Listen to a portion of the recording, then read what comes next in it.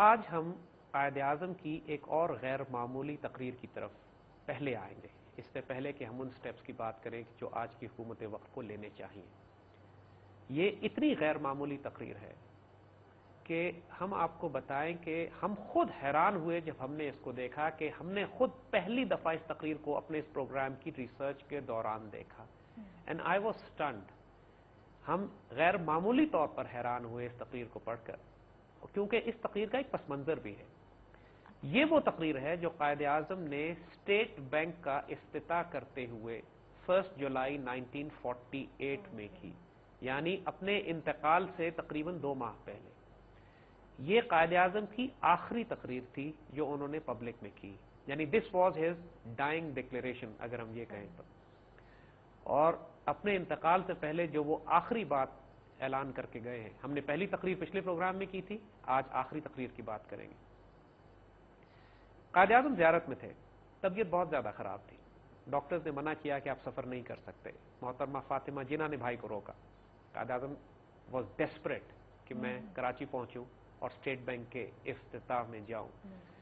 کوئی خاص بات تھی جو وہ کہنا چاہ رہے تھے، اور اس بات کے باوجود کہ ان کے انتقال میں اب صرف 2 ماہ رہ گئے تھے، ٹی بی آخری سٹیج پہ جا چکی تھی، ڈاکٹر نے سفر کرنے سے منع کیا تھا، اور وہ خود چند قدم بھی نہیں چل سکتے تھے۔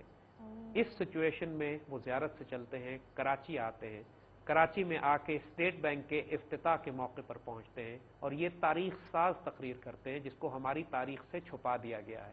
ہمارے بچوں کو یہ نہیں پڑھائی جاتی، ہمارے میڈیا میں کبھی اس کا ذکر نہیں کیا جاتا، اور ہم برملا اعتراف کریں گے کہ آج تک ہم نے بھی یہ نہیں دیکھی تھی۔ اپنے اس پروگرام کی ریسرچ کے سلسلے میں جب ہماری نظر اس پر پڑی، اپنے ایک بہت اچھے دوست کے ریفرنس سے کہ جو قائد اعظم کی تقریروں پر کام کر رہے ہیں، تو I was stunned, amazed and to be honest shocked. ایسی غیر معمولی تقریر ہے یہ کہ آج وہ تمام لوگ جو قائد اعظم کے اصولوں پر چلنے کی بات کر رہے ہیں، وہ تمام لوگ جو اپنے آپ کو انلائٹنڈ کہتے ہیں، لبرل سیکولر ڈیموکریٹ کہتے ہیں، یہ ان کے منہ پر بھی ایک تماچا ہے، اور ان تمام لوگوں کے لیے جو پاکستان کا ایک اکنامک ماڈل بنانا چاہتے ہیں، ان کے لیے ایک مشعل راہ ہے۔ آج ہم اس تقریر کے حوالے سے پہلے آپ سے بات کرتے ہیں۔ I would like to quote that speech here, اور اس کو ہم براہ راست اردو میں ترجمہ کرتے جائیں گے، میرے پاس انگریزی میں لکھی ہے وہ۔ قائد اعظم نے فرمایا کہ اپنی اسٹیٹ بینک کے افتتاح کی تقریر پر کہ میں بہت بے چینی کے ساتھ اسٹیٹ بینک کی ریسرچ کو دیکھوں گا، کیونکہ وہ ایک ایسی بینکنگ پریکٹسز کا پاکستان میں اجرا کر سکے کہ جو اسلامی بنیادوں پر قائم ہو اور معاشرے میں عدل قائم کر سکے۔ جو مغرب نے اکنامک سسٹم دیا ہے وہ اس قدر بیکار اور ناکارہ ہے کہ وہ انسانیت کی تمام تر مشکلات کو دور کرنے میں ناکام ہو چکا ہے، اور دنیا کو تباہی سے صرف کوئی معجزہ ہے جو بچا سکتا ہے۔ اس ویسٹ کے اکنامک سسٹم نے انسان کے درمیان انصاف نہیں کیا، اور اس کی وجہ سے دنیا میں جنگیں برپا ہوئی ہیں، حتیٰ کہ 2 عالمی جنگیں بھی مغرب کے اکنامک سسٹم نے برپا کی ہیں۔ یہ قائد اعظم کہہ رہے ہیں 1948 کی سپیچ میں۔ اگلا جو پیراگراف ان کا ہے کہ مغربی دنیا نے بہت ترقی کر لی ہے، ان کی میکنائزیشن، ان کی انڈسٹری، مگر اس کے باوجود تاریخ انسانیت میں اتنا بڑا میس، اتنی بڑی تباہی کبھی کریٹ نہیں ہوئی جتنی آج کریٹ ہو چکی ہے۔ اگر مغرب کا اکنامک ماڈل آپ نے اڈاپٹ کیا تو ہم کبھی بھی اپنے مقاصد کو حاصل نہیں کر سکیں گے، اور کبھی بھی انسانوں کو خوشحال نہیں بنا سکیں گے۔ یہ قائد اعظم کہہ رہے ہیں۔ ہمیں ہر حال میں اپنی تقدیر خود مرتب کرنی ہے، اور دنیا کو ایک ایسا اکنامک ماڈل دینا ہے جس کی بنیاد اسلام کے نظام عدل اور مساوات پر ہو۔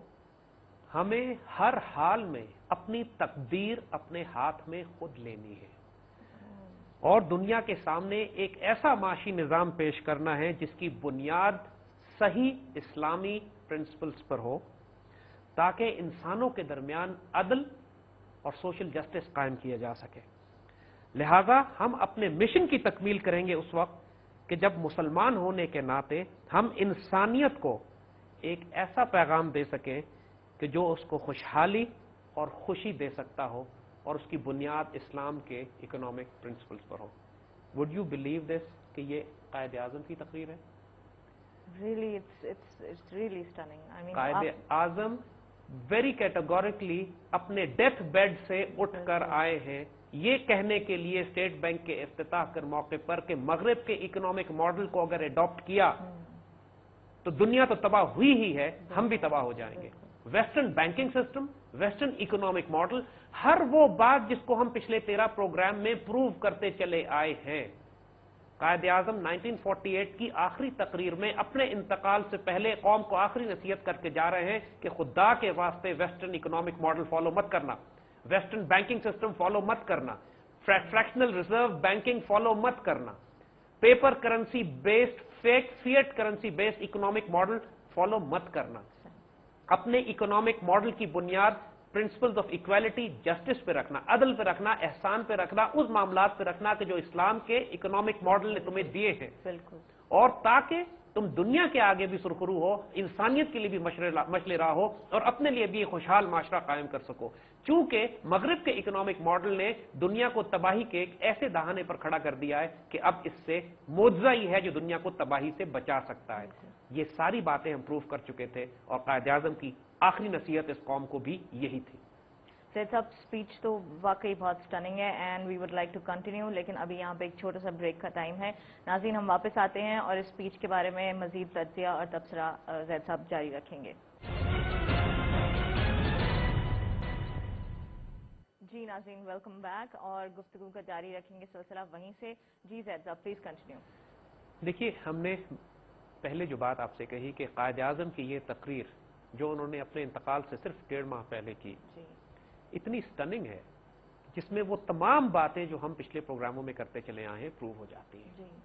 یہ بات کیٹیگوریکلی ڈیفائن کر دی گئی ہے. آپ کسی بھی نقطہ نظر سے دیکھیں، چاہے آپ purely Islamic point of view سے دیکھیں یا آپ اکنامک پوائنٹ آف ویو سے دیکھیں یا آپ ہسٹوریکل پوائنٹ آف ویو سے دیکھیں، آج کے modern زائنسٹ paper currency based fractional reserve banking system سے زیادہ ناپاک اور پلیت اکنامک سسٹم انسانیت نے نہیں بنایا. انسان تباہی کے دہانے پر پہنچ چکا ہے، تباہی اور بربادی مقدر ہو چکی ہے انسانیت کا اگر اسی سسٹم کو فالو کیا گیا. زائنسٹ اکنامک ماڈل کا مقصد یہ ہے کہ پوری دنیا کے انسانوں کو بھوکا، فاقے میں، قحط میں مبتلا کر کے ہلاک کیا جائے. ان کے اپنے ڈاکومنٹس اور پیپرز اب یہ کہہ رہے ہیں کہ دنیا کی 6 ارب آبادی ہو چکی ہے، ہم اس آبادی کو کم کر کے 1 ارب تک لے کر آئیں گے، یعنی 5 ارب انسانوں کو قتل کرنے کا پلان ان کا اگلے 20 سال کے اندر ہے، جس میں قحط کے ذریعے، فاقوں کے ذریعے، جنگوں کے ذریعے اور بیماریوں کے ذریعے آبادیاں کم کی جائیں گی. کیونکہ جنگ برپا کرنا ذرا ایک مہنگا پروسیس ہے، جنگ برپا کرنے میں خود ان کے بھی مارے جاتے ہیں، جیسا بیماریاں اور قحط ایک زیادہ آسان طریقہ ہے. قحط کے نتیجے میں یہ فوڈ سپلائی چونکہ خود کنٹرول کرتے ہیں، قحط برپا کرنا آسان ہے. بیماریاں کیونکہ دوائیاں یہ خود بناتے ہیں، لہذا بیماریاں برپا کر کے اپنے لیے یہ ویکسین اور دوائیاں تو پیدا کر سکتے ہیں، لیکن پوری دنیا کے انسانوں کو ایڈز کی مثال ہے، پورے افریقہ میں ریٹرو وائرل ڈرگز جو یہ خود بناتے ہیں اتنی مہنگی بیچتے ہیں کہ افریقہ کے غریب عوام اس کو افورڈ ہی نہیں کر سکتے اور کروڑوں کی تعداد میں مکھیوں کی طرح مر رہے ہیں. یہ ہے تحفہ ویسٹرن اکنامک ماڈل کا.